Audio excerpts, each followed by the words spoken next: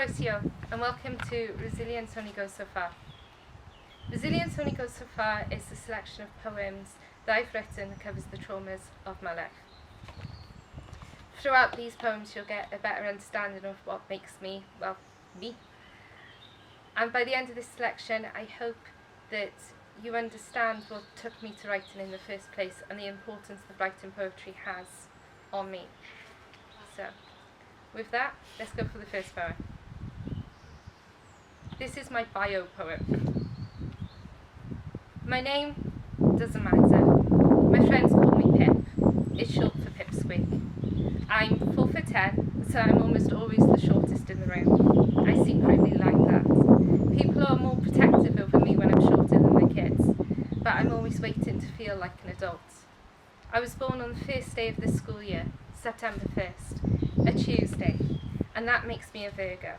I don't know what that means.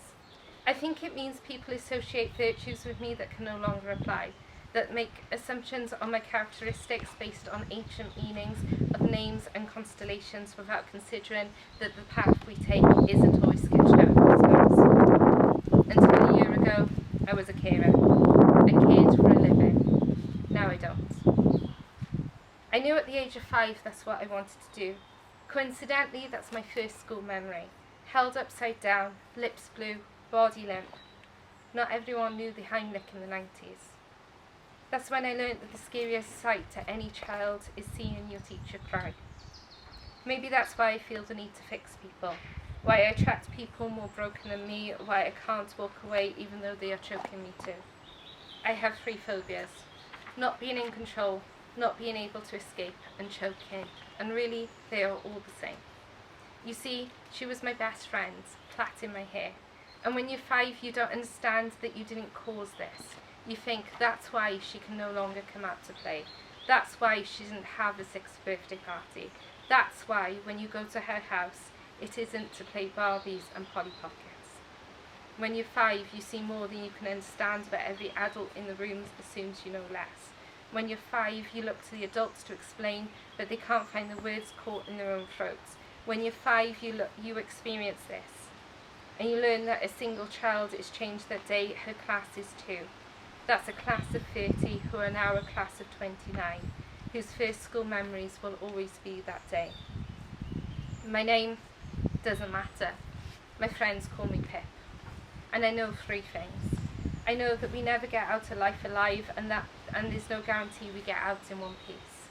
I know that life is fleeting, and that surviving it doesn't mean the life you had isn't dead. And I know that broken 5-year-olds become broken 30-year-olds, and none of us know how to fix that day. Oh, and one last thing. I know you should never chew on the lid of a pen. So, as many of you may have read in my bio, I started writing after what I call my ground zero moment, a moment in time that left me with my children, my faith, and a blank page and nothing else. This next poem covers part of that. It's called Purgatory. Together we line up, silent tear-streaked faces all huddled together with heads bent low. This room, a purgatory waiting room. No time exists, no ticking clock, no hourglass to drop grains of sands. Just waiting in a timeless, joyless void. In a room that will lead you to heaven or hell, the key turns in the lock and we're moving. Fast paced we push to get across the yard like racing cars off the line, looking for a spot to pass, for an opportunity to get there faster. Bright art and poetry surround us, reminding us that this is a pleasant place. We must be pleasant as we walk through our own guilt, as we walk through our own torment, as we walk through our own hell, carved out for us by the ones who love us. Another purgatory waiting room, except this time we can see a little bit of heaven tormenting us from behind the glass. We can see their faces, our loved ones, smiling and waiting for us. We reach out to touch our heaven, held back by bars of restraints, waiting for another key to turn, to give us 60 minutes of relief as an hourglass drops its sound. And then we're moving again, dragged and pulled as the devil's claws wrap tight, cutting into us, dragging us through the gates. It's the end of the visit. Doors are locked behind us. So that's one of the first poems I wrote.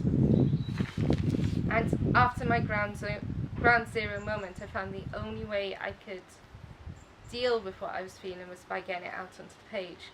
And once you start that process, you drag up all sorts of feelings. So this next one, I was able to write for a hospital radio program. It's called NHS. You lay hidden from me, so silent and still, my symptomless secret deep within my body, the reckless lifestyle of a first-year student. For 26 weeks my secret grew, swelled and stretched my tummy, explained away as an ulcer, a lump of gristle, the side effects of a silent infection. Yet you were there when anaesthetic made me woozy, you lay sleeping, my hips your Moses basket, cradling you safe until you made yourself known. Karate kicking the doctor as she examined me, the shock on the face told me. I didn't need the confirmation of a sonogram, the rhythmic heartbeat, your siren's call and whispered cry. I am here. Soon, yet too long, the pain unzipped me, letting me know, preparing me for your journey. Through cries and screams, pulling and pushing, calm midwives replaced by panicked doctors, alarms caused, sirens blazed, and the scariest words of any words, crash team. I found it so strange that the adults raced and panicked, yet you lay so still. The chord that gave you life caught your only breath, the rhythmic heartbeat now silent, hushed among the noise. In the moments that stretched from seconds to eternity I prayed, to heaven, to hell, the planets, the gods, every deity I could conjure, the stars, the earth, and all that lay between, to give you the breath of my lungs, the beat of my heart, to send an army of angels. And so the angels worked. They sent doctors and nurses and midwives to the fingers they gave power, shocking life from me to you. Now 10 years on, I thank heaven and hell, the planets, the gods, every deity I could conjure, the stars, the earth, and all that lay between. That on that day, the day you lay, so silent and still, they sent an army of doctors, of nurses and midwives, my NHS angels, that made my baby cry and gave me back the rest of our days.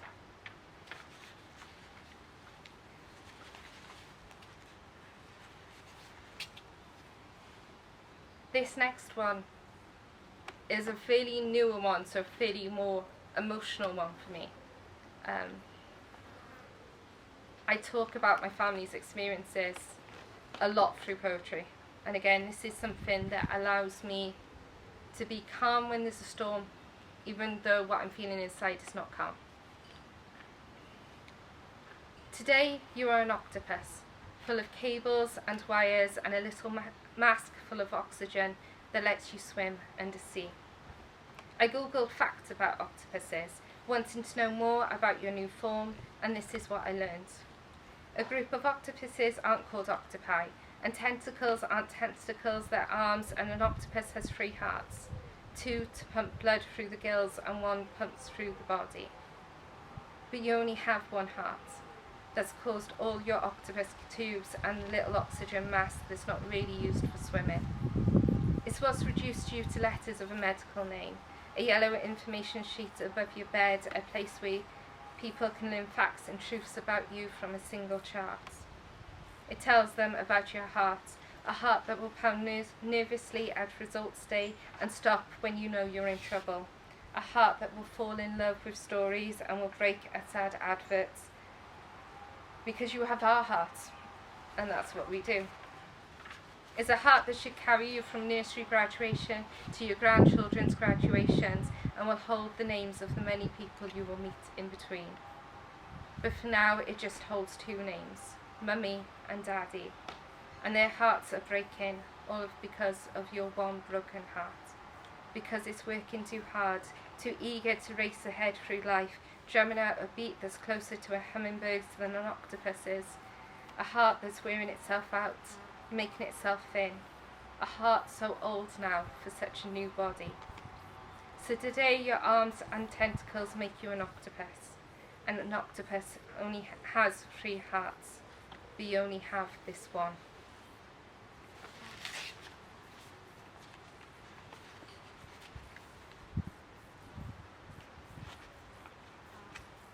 The frog.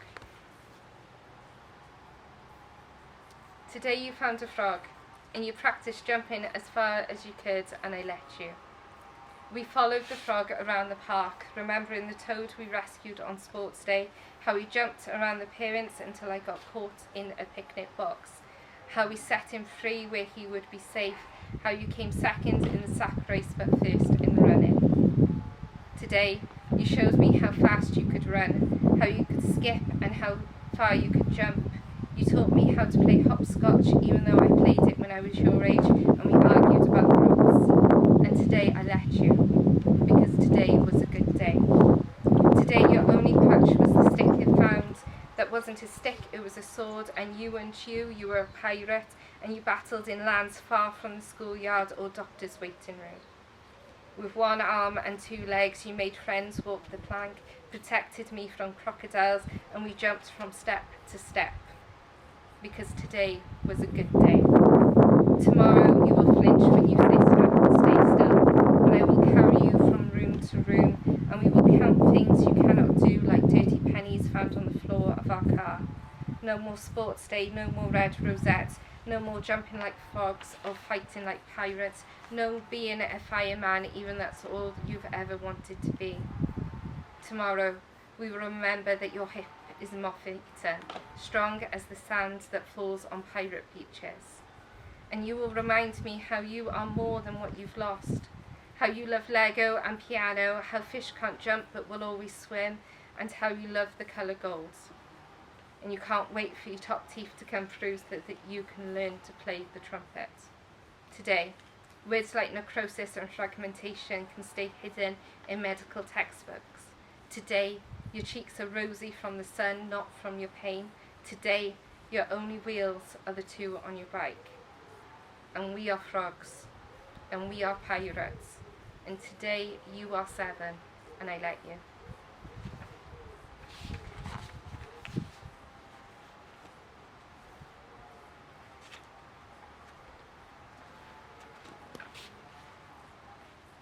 After my ground zero moment, my family looked different. And families aren't always people that you are blood related to. I am not your mother. You are his daughter. You came as a package. I knew that the day I met you. In a little pink sweater we played tea parties and baked cakes, but I am not your mother. I met you before I met them. Before my sons knew the way my heart sounded from the inside, the safety of my womb, you listened to it, where a plastic stethoscope pushed eagerly against the breast that would one day give them milk, but I am not your mother. Our family became a jigsaw, blended and moulded, 5 distinct pieces slotted together, through vows and rings, lines drawn on a family tree. A new branch connects us in history now, but I am not your mother. You have a mother, and me and her argue, sometimes often, over things to tell you, things to tell them, now that your father's puzzle piece is missing, cast aside, lost within the system. And our picture feels incomplete, and we argue about how to move forward, how to help you and your brothers become complete again, because I am not your mother. But our 4 pieces still fit together.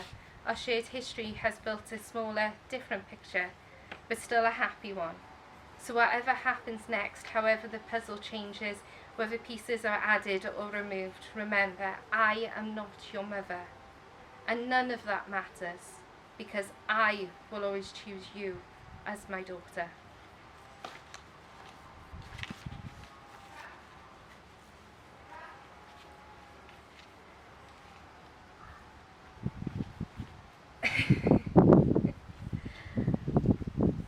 As I began writing, and these different traumas started to become apparent, and things that I hadn't even realised was affecting me became apparent, I started spreading my ideas a little bit on what I wanted to write about and how I wanted to explore, and this poem feels as relevant now as when I read it, as when I wrote it.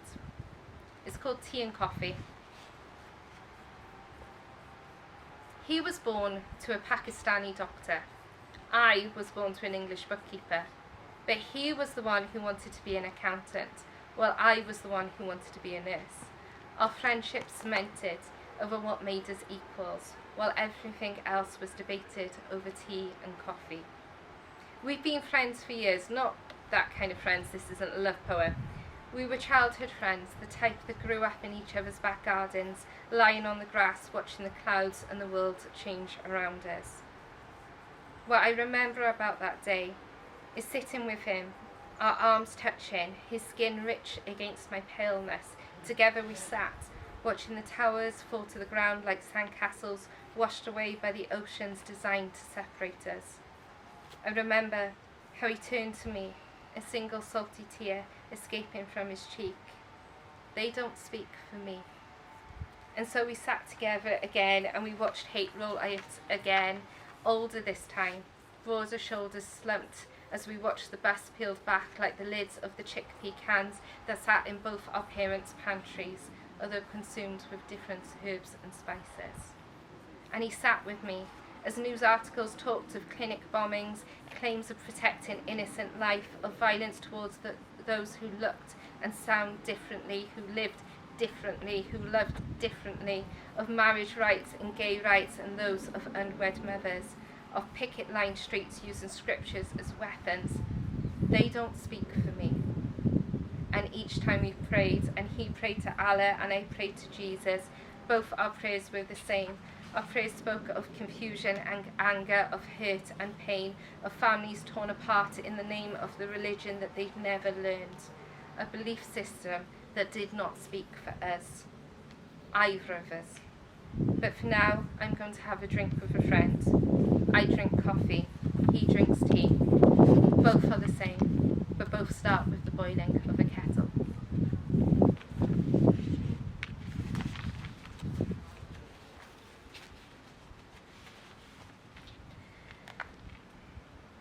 This next one covers one of the earliest memories I have in my life, and the more I write about it, the more I understand how it's affected me.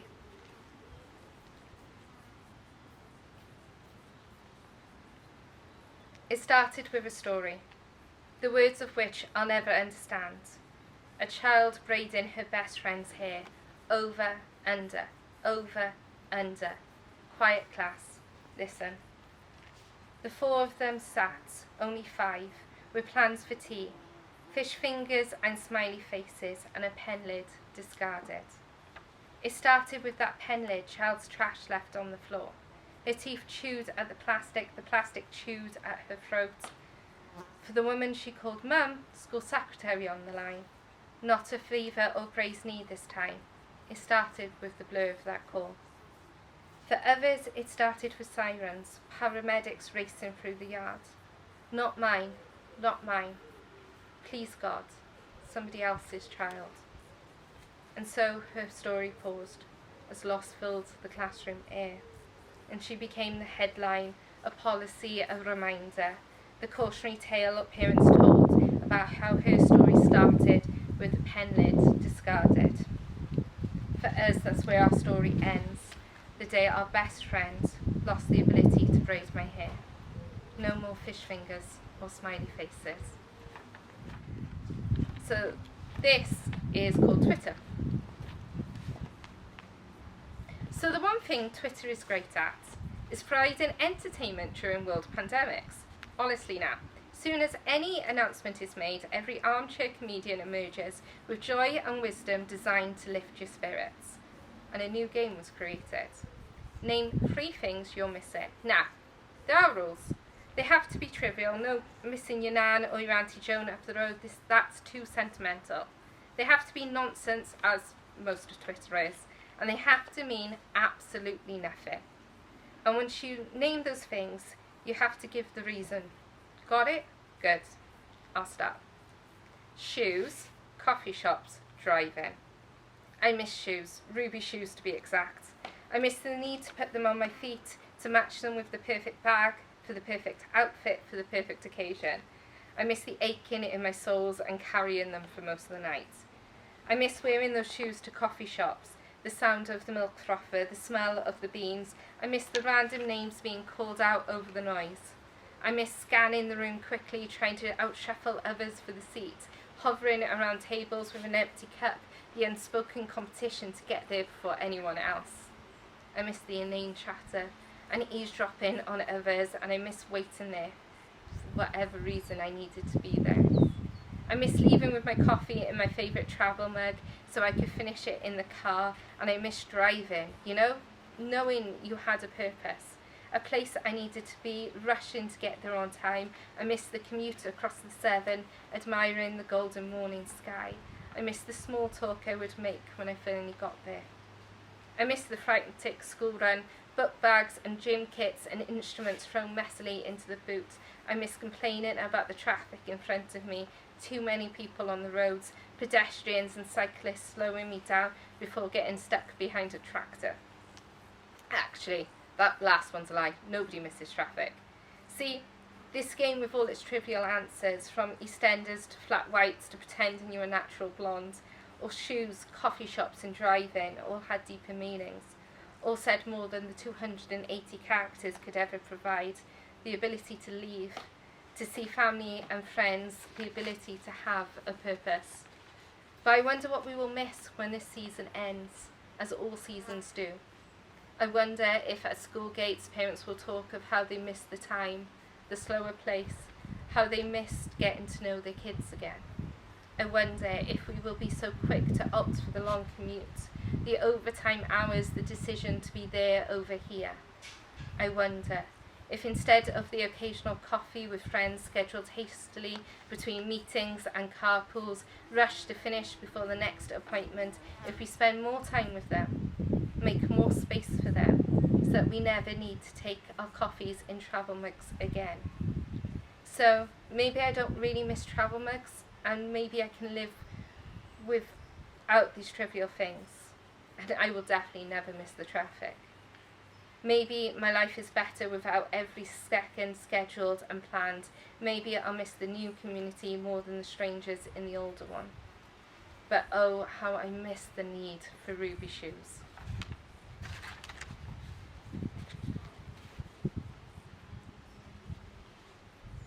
Tying into the theme of social media, as we seem to live all our lives through social media at the moment, this is a moat.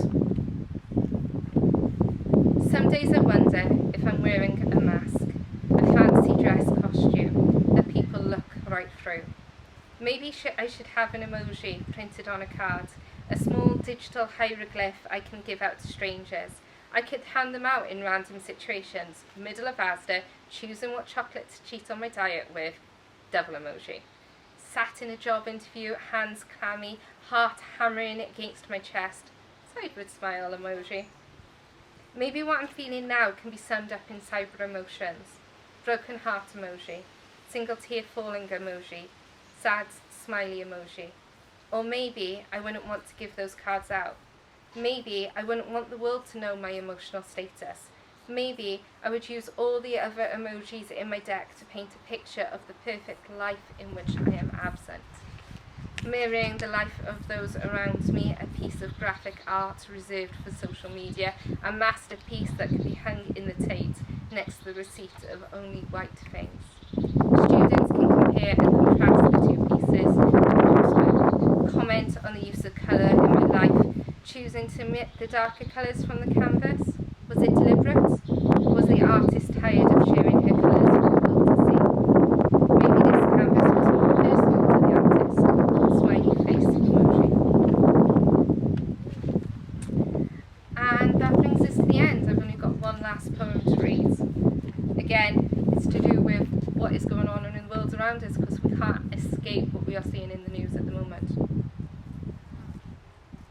So hands up if you read dystopian novels. Now hands up if you like apocalyptic storylines. Do you ever feel like 2020 is taking this too far? Like you're a character in a Wattpad story that the author just doesn't know how to stop. Throw an extra trauma in there. Let's see the characters scurry like ants under a magnifying glass. Let's turn up the heat, raise the stakes, see how they survive under pressure. Can you imagine pitching that? Okay everyone, I want wildfires and flash flooding. Give me murderous hornets in scene 2. I want protests and riots, someone's child dying because of the colour of their skin, maybe an explosion in Beirut. All set during a global pandemic, and don't forget the Russian interference and American president losing the plot. Would we want to see that movie? Would we stumble out of movie theatres, arms linked with friends, talking about how society crumbled? Would we criticise the writers for a plot too many? Wonder if there's a sequel, something to go crazy over? Will the writers of 2021 take it too far? Or do Bruce Willis and Will Smith save the day? Thank you for joining me with Resilience Only Goes So Far. In this festival you will see many performers and poets and writers talking about mental health, and the common theme is how important it is, especially at this time, that we talk about what we're feeling, and if you can't talk about it, write about it, and if you can't write about it, paint about it, do something. Because at the end of the day, resilience only goes so far. Thank you.